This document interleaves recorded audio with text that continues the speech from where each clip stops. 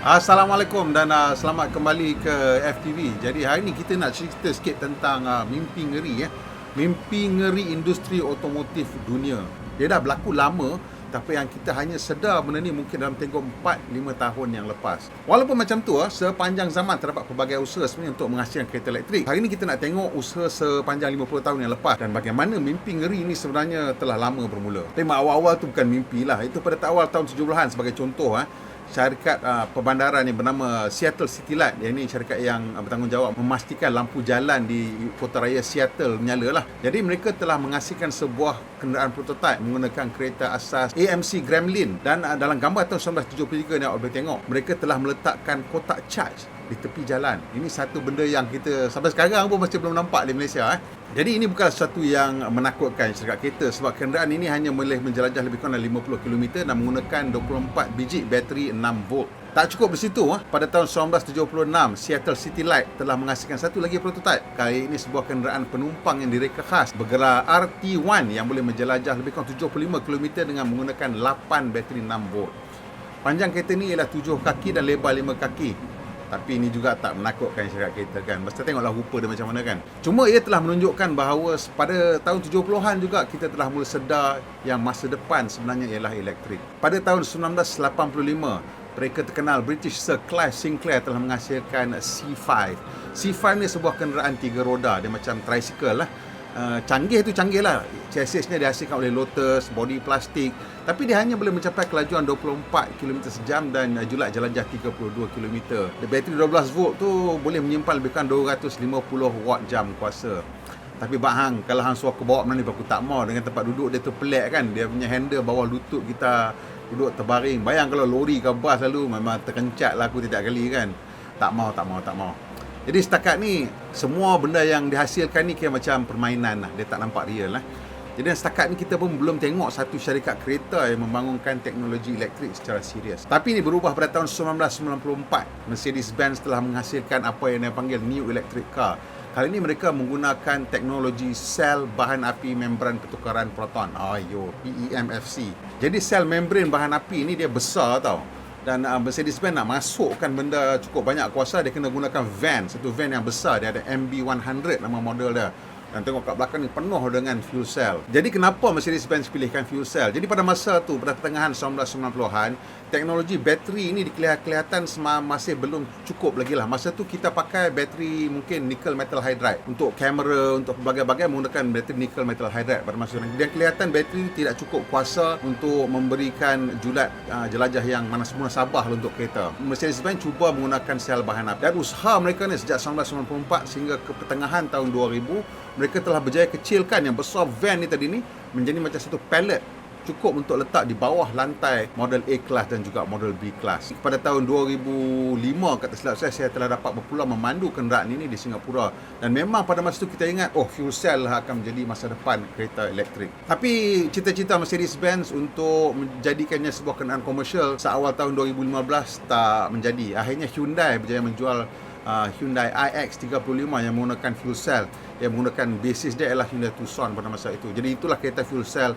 pertama yang dijual secara komersial, kemudian diikuti oleh Toyota dengan model Mirai. Tapi kita tengok sekarang teknologi fuel cell juga agak macam sangkut nah. Cuma masalah fuel cell ni ialah hidrogen tu sendirilah. Sukar nak simpan, sukar nak edarkan, is a problem yang memang sampai sekarang belum dapat diselesaikan. Jadi kita kembali ke tahun 1996. 2 tahun selepas Mercedes-Benz menunjukkan NECA dia, General Motors menghasilkan model EV1. Ini sebuah kereta elektrik, betul-betul kereta elektrik. That car is GM's EV1, the car of the future today. Ianya yang versi dia ada 2 versi. Yang awal menggunakan lead acid ataupun plumbum acid. Yang ini bateri dia antara 16.5 dan 18.7 kWh.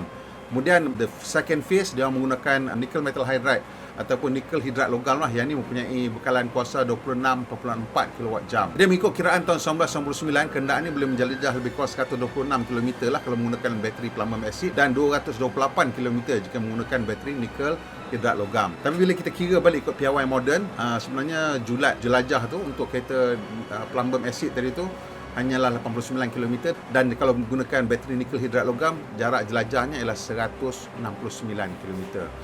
Tapi inilah kali pertama kita melihat sebuah syarikat utama kereta menghasilkan kenderaan elektrik dengan teknologi yang kelihatan lebih baik daripada sebelumnya. Tapi pada masa ni industri otomotif setakat macam gelak je lah kat usaha GM ni sebagai sesuatu yang tidak praktikal, dan akhirnya selepas tamat tempoh sewaan EV1, GM telah mengambil semula semua kereta dan dihancurkan. Memang pelik kenapa mereka hancurkan. Mungkinkah GM telah tersedar sesuatu pada masa itu dan jadi takut mereka telah membuka kotak Pandora.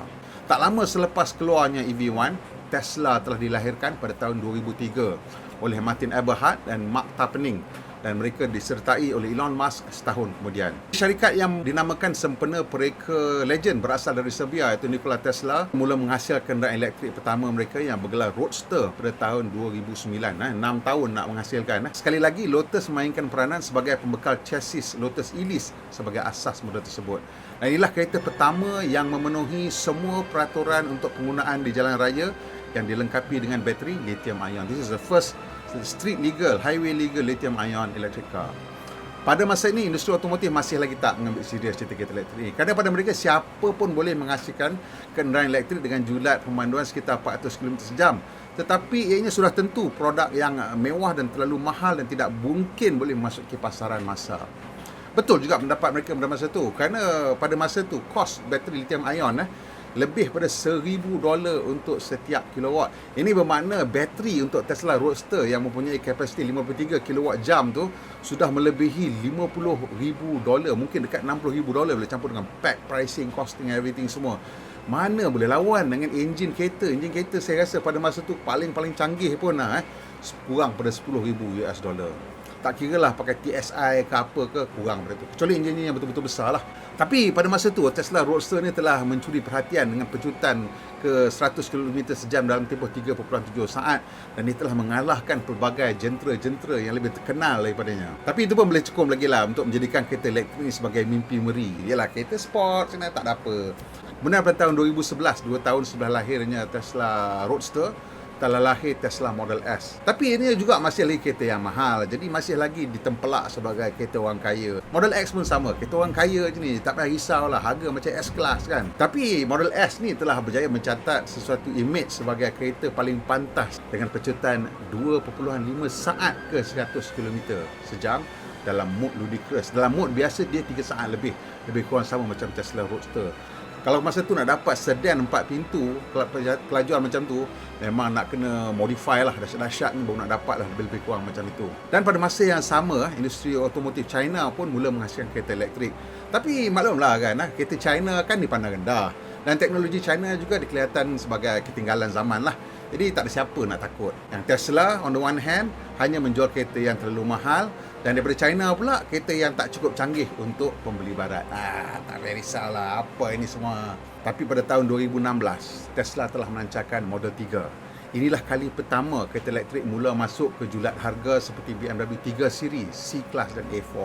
Dan buat kali pertama industri otomotif memandang serius cerita kereta elektrik ini. Tapi masa tu Tesla hanya ada satu kilang di Fremont dan mereka tidak ada kapasiti menghasilkan kenderaan yang banyak. Sana mungkin boleh berhasilkan tak tahu 250,000 kereta ke 500,000 kereta ke, pasal ada banyak model nak dipasang. Model S nak dipasang situ, Model X, Model 3 dan juga Model Y. 4 model dalam satu kilang yang agak kecil. Walau apa pun, masalah ni masih lagi dilihat sebagai masalah jenama mewah sebab harga macam C-Class, sebelum tu macam S-Class.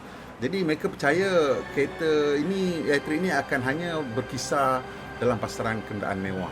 Mungkin ada lagi 1 dekad ataupun mungkin 2 dekad sebelum ia mencapai tahap kos serupa dengan enjin pembakaran kereta mampu milik. Kita tengok jenama Audi dan BMW pun macam tak begitu risau kerana mereka terus fokus kepada kenderaan hybrid, dan kenderaan hybrid ini boleh membantu mereka untuk mencapai segala keperluan yang mereka perlukan untuk tahap-tahap pencemaran sana sini, dan juga bila ada banyak subsidi, harga hybrid ini menjadi lebih mampu milik walaupun kosnya lebih tinggi kerana mempunyai 2 sistem pacuan. Jadi pada masa tu hybrid lah yang dianggap sebagai teknologi yang paling masuk akal kerana tempat mengecas kereta pun susah nak jumpa. Petrol pump dekat mana-mana kan. Tapi pada tahun 2020 telah berlaku sesuatu, iaitu Giga Shanghai dibuka. Ianya telah mengambil Tesla lebih kurang 13 bulan daripada kadang kosong untuk menyiapkan kilang ni dan mula menghasilkan kenderaan dengan banyak. Dan mereka mula menghasilkan kenderaan dengan begitu banyak sekali, dan setiap kenderaan yang dihasilkan telah terjual. Tidak ada kenderaan yang terpaksa simpan untuk dijual. Jadi pada tahun 2021, tahun ini, kita percaya Tesla akan mencapai angka jualan 1 juta unit. Dan ini masih tidak cukup. Tesla masih mempunyai waiting list yang panjang. Pembukaan kilang Tesla di Shanghai bukan saja sekadar membantu syarikat tersebut, tapi juga telah berjaya memenuhi hasrat kerajaan China untuk menjadi pencetus teknologi di China. Sejak tahun 2020, kita melihat pelbagai kenderaan elektrik dihasilkan di China dan buat pertama kali kita dapat tahu mengenai teknologi lithium besi fosfat yang bukan saja lebih lasak tapi lebih murah untuk dihasilkan. Angka jualan Tesla 0,5 juta tu tahun 2020 dan tahun ni 2021 sejuta sudah berganda, cukup untuk memaksa pelbagai syarikat kereta untuk memeriksa maklumat yang mereka ada tentang kereta elektrik.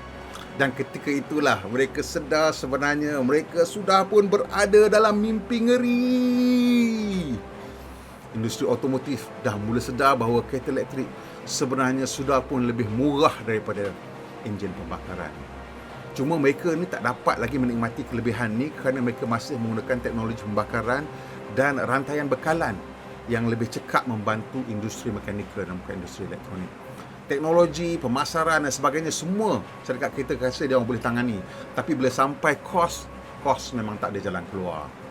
Pembeli macam saya ni pun semua utamakan harga. Itulah asas, ilmu asas ekonomi. Selepas harga barulah kita tengok spesifikasi, gaya, prestasi dan lain-lain. Sampai akhirnya gergasi Toyota pun mengaku mereka akan terpaksa menghasilkan 3.5 juta kereta elektrik menjelang tahun 2030. Tapi kalau kita campurkan sasaran semua syarikat kereta tradisional untuk tahun 2030, mereka hanya akan menghasilkan sekitar 20 juta unit setahun. Jika jualan otomotif dunia kembali ke tahap maksimal sekitar tahun 2018, di mana kita membeli hampir 100 juta kenderaan, dan jika 50% daripada pasaran mahukan kenderaan elektrik, kita akan menghadapi kekurangan 30 juta kenderaan elektrik. Nasib baik abang Tesla merancang untuk menghasilkan 20 juta kenderaan elektrik menjelang 2030. Itu cita-cita lah, boleh capai ke tak boleh capai satu hal lagi. Dan baki 10 juta tu saya rasa akan diboleh oleh jenama Cina. Dan kalau siapa yang tak dapat membekalkan kenderaan elektrik kerana kekurangan bekalan bateri ke apa ke, they will lose the market share. That's the short and simple story. Jadi setakat ni kita lihat China ialah pembekal bateri utama. Dan Tesla pula kata mereka ada sasaran, ada teknologi dan ada keinginan untuk menghasilkan 3 terawatt jam bateri setahun menjelang 2030. Jadilah itu adalah di mimpi ngeri yang sekarang dialami oleh industri otomotif. Kalau dia orang tak boleh hasilkan kenderaan elektrik untuk jualan, mereka akan kehilangan pasaran tersebut mungkin buat selama-lamanya. Jadi adakah anda setuju dengan video kita kali ini? Kalau tidak, boleh komen kat bawah. Setuju pun boleh komen kat bawah. Dan tolonglah kalau boleh kan, kalau dah tengok sampai sini kan, saya suka kan, tekan butang like, kongsi dan kawan-kawan. Dan tolong kita sikit lah, tolong subscribe dan tekan butang loceng supaya dapat makluman bila kita buat video terbaru. Pemandu Malaysia, Puan yang berhemah, kita jumpa lagi insya-Allah.